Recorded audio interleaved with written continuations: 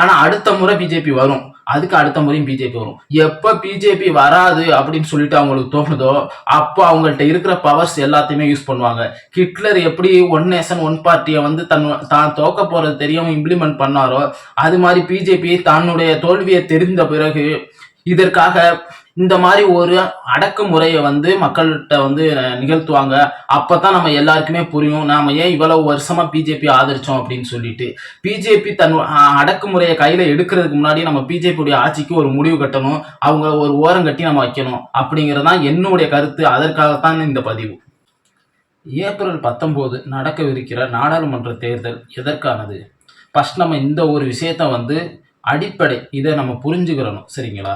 எதற்கானதுன்னா PM candidate, இப்ப பிரதமர் மோடி இருக்கார்ல, அதை வந்து தேர்ந்தெடுக்கிறதுக்கான ஒரு எலெக்ஷன் தான் வந்து நாடாளுமன்ற தேர்தல். சட்டமன்ற தேர்தல் வந்து சிஎம் கேண்டிடேட், முதலமைச்சர் மு.க.ஸ்டாலின் இருக்காப்ல, அதை தேர்ந்தெடுக்கிறது. இப்ப நடக்கக்கூடியது வந்து பிரதமரை தேர்ந்தெடுக்கிறதுக்கான எலெக்ஷன், சரிங்களா?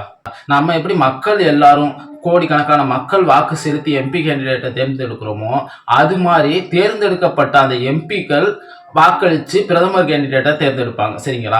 மோடிக்கு எவ்வளவு வாக்குகள் விழுகுது, அதாவது எல்லா மாநிலத்தில் இருக்கக்கூடிய எம்பிக்களும் மோடிக்கு வாக்களிப்பாங்க. இந்திய கூட்டணியில இருக்கக்கூடிய ஒரு தலைவருக்கு வாக்கு செலுத்துவாங்க, சீமானுக்கு வாக்கு செலுத்துவாங்க, ஏடிஎம்கேல இருக்கக்கூடிய ஒரு தலைவருக்கு வாக்கு செலுத்துவாங்க. இந்த மாதிரி வாக்கு செலுத்துறாங்கல்ல, அதிகப்படியான எம்பிக்கள் யாருக்கு வாக்கு செலுத்தி இருக்காங்களோ அவங்க வந்து பிஎம் கேண்டிடேட்டா தேர்ந்தெடுக்கப்படுவாங்க. இதற்கு முன்னாடி நான் சொல்லியிருக்கேன் ஏன் பாஜகவுக்கு நம்ம வாக்கு செலுத்தக்கூடாது அப்படின்ட்டு. தமிழ்நாட்டுல இதை மேலும் மேலும் பேசுறதுனால பெருசா ஒரு எஃபெக்ட் நடக்க போறது கிடையாது. ஆனா நம்ம பேச வேண்டிய சூழ்நிலையில இருக்கும், சரிங்களா? ஹிட்லர் வந்து ஜெர்மனி ஆண்டுகிட்டு இருக்காரு, ஹிட்லருடைய ஆட்சி முடிய போது, அங்கேயும் மக்களாட்சி நடந்துகிட்டு இருக்கு. ஆப்போசிட் பார்ட்டி இருக்காங்க, ஆன் ரோல் பார்ட்டியா வந்து ஜெர்மனியில வந்து ஹிட்லருடைய கட்சி இருக்குது. எலெக்ஷன் நடக்குது, ஆப்போசிட் பார்ட்டி ஜெயிச்சதை அனௌன்ஸ் பண்ணிட்டாங்க. ஆனா அவர் வந்து பதவி ஏற்கிறதுக்கு முன்னாடி ஹிட்லர் ஆட்சியில் இருக்கக்கூடிய ஹிட்லர் வந்து ஒன் நேஷன் ஒன் பார்ட்டி அப்படிங்கிற ஒரு இம்ப்ளிமெண்ட் பண்ணி, அதாவது ஒரே நாடு ஒரே கட்சி அப்படிங்கிறத இம்ப்ளிமெண்ட் பண்ணி ஆப்போசிட்ல இருந்த அனைத்து தலைவர்களையும் ஜெயிலில் பிடிச்சி போடுறாரு, அனைத்து கட்சிகளையும் கலைக்கிறாரு, யார் யார் எதுக்குறாங்களோ அவங்கள எல்லாரையும் கைது பண்றாரு. அந்த மாதிரி தன்னுடைய சர்வாதிகாரத்தை வந்து நிலைநாட்டுறாரு ஜெர்மனியில, சரிங்களா? அதுக்கப்புறம் ஒரு எதிர்நாட்டு போர் மூலமா தாக்கப்படுது ஜெர்மனி. அதுக்கப்புறம் வந்து அவரே சுட்டுக்கிட்டு செத்ததா வந்து ஒரு கதை இருக்கு. ஆனா அவர் எதிர்நாட்டுடைய போர்ல செத்தாரா இல்ல அவரே சுட்டுக்கிட்டு செத்தாரா அப்படிங்கிறது தெரியல. அவரும் அவர் மனைவியும் தன்னைத்தானே துப்பாக்கி வச்சு சுட்டுக்கிட்டு செத்துட்டாங்க அப்படிங்கிறது மாதிரி இருக்கு. இப்ப பிஜேபிக்கு நம்ம வாக்கு செலுத்தல, பிஜேபிக்கு வந்து ஆட்சிக்கு வரலைன்னா என்ன ஆகும்டா? இப்போ வரலைன்னா நம்ம இதோட வந்து பிஜேபி ஆட்சியை வந்து ஓரம் கட்டிடலாம். நான் வந்து பிஜேபியே நமக்கு வேணா ஓரம் கட்டிடலாம்னு சொல்லல, அவங்க இருந்துட்டு போறாங்க, அவங்களுக்கும் வாக்கு செலுத்திட்டு போறாங்க. ஆனா கண்டினியூஸா பிஜேபி ஆட்சி தான் அடுத்தடுத்து எலெக்ஷன்ல வெற்றி பெறுது வருது அப்படின்னா என்ன ஆகும் அப்படின்னா, இப்போ அதாவது நான் பேசியிருக்கேன் இதுக்கு முன்னாடி, என்னுடைய வீடியோ நீங்க பார்க்கலைன்னா பாருங்க. ஆக்சுவலா என் வீடியோ அதிகமாக வியூஸ் எல்லாம் போகல, சரிங்களா? அதனாலதான் நான் திரும்ப திரும்ப சொல்றேன். அதாவது அரசியலமைப்பு சட்டத்தின் மீது கை வைக்கிறத பத்தி யாரு பேசினாலும் அவங்களை கைது பண்ணலாம். அதுதான் அரசியலமைப்பு சட்டத்துல இருக்கிற ஒரு ரூல்ஸ். ஆனா நான் அரசியலமைப்பு சட்டத்தை திருத்த போறேன், மாத்த போறேன் அப்படின்னு கண்டினியூஸா பிஜேபி சொல்லிக்கிட்டு இருக்கு பல இடங்கள்ல. இந்த எலெக்ஷன்ல பிஜேபி ஆட்சிக்கு வந்துருச்சுன்னா, மோடி பிரதமர் ஆயிட்டாருன்னா அரசியலமைப்பு சட்டத்தை மாத்துறதுக்கான இல்ல திருத்துறதுக்கான வழிகள் நடக்கும், சரிங்களா? இப்போ பிஜேபிக்கு சப்போர்ட் பண்ணக்கூடிய தமிழ்நாட்டுல வந்து டிஎம்கே ஆட்சி இருக்கு, அதாவது இந்திய கூட்டணியோட ஒரு கூட்டணியில இருக்கிற ஒரு ஆட்சி நடந்துகிட்டு இருந்தாலும் எலெக்ஷன் கமிஷன் தேர்தல் ஆணையம் வந்து பிஜேபிக்கு ஆதரவா இருக்கு அப்படின்னு எல்லா ஊடகங்களும் பேசிக்கிட்டு இருக்கு. எதனால அப்படின்னா, பிஜேபியோட கூட்டணியில இருக்கக்கூடிய கட்சிகளுக்கு அவங்க கேட்கிற சின்னங்கள் ஒதுக்கப்படுது. அதாவது சரத்குமாரா இருக்கலாம்,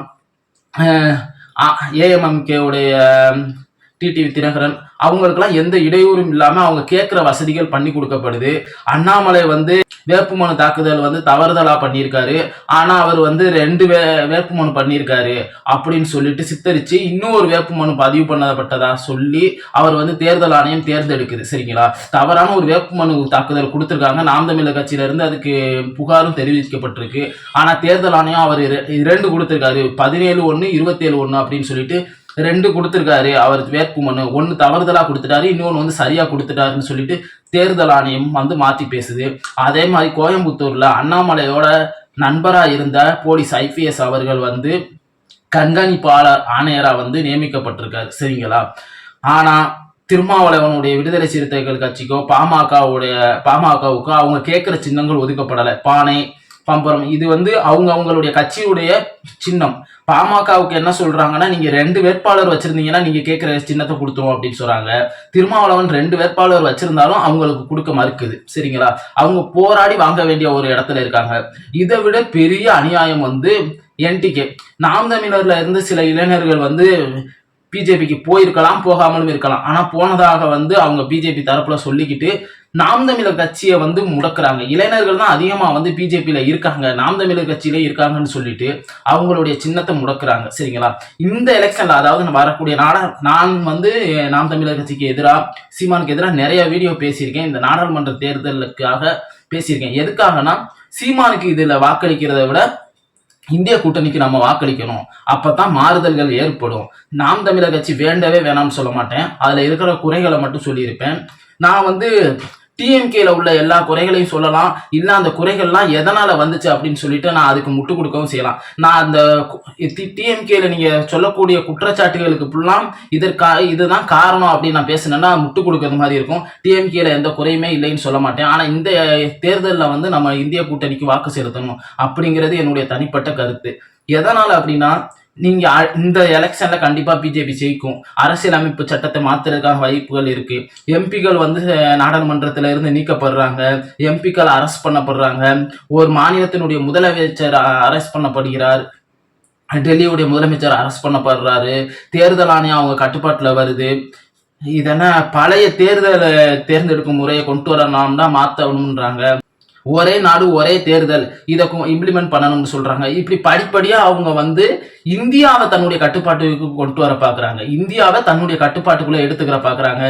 ஒரு பெரிய அதிகாரி மீது, நேர்மையான அதிகாரியின் மீது, ஆப்போசிட் பார்ட்டில இருக்கிறவங்க மீது இடி ஏவப்படுது.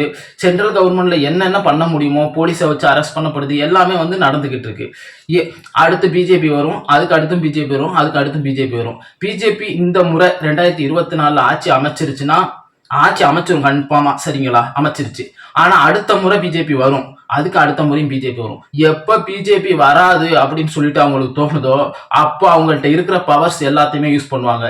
ஹிட்லர் எப்படி ஒன் நேஷன் ஒன் பார்ட்டியை வந்து தான் தோக்க போறது தெரியாம இம்ப்ளிமெண்ட் பண்ணாரோ, அது மாதிரி பிஜேபி தன்னுடைய தோல்வியை தெரிந்த பிறகு இதற்காக இந்த மாதிரி ஒரு அடக்குமுறையை வந்து மக்கள்கிட்ட வந்து நிகழ்த்துவாங்க.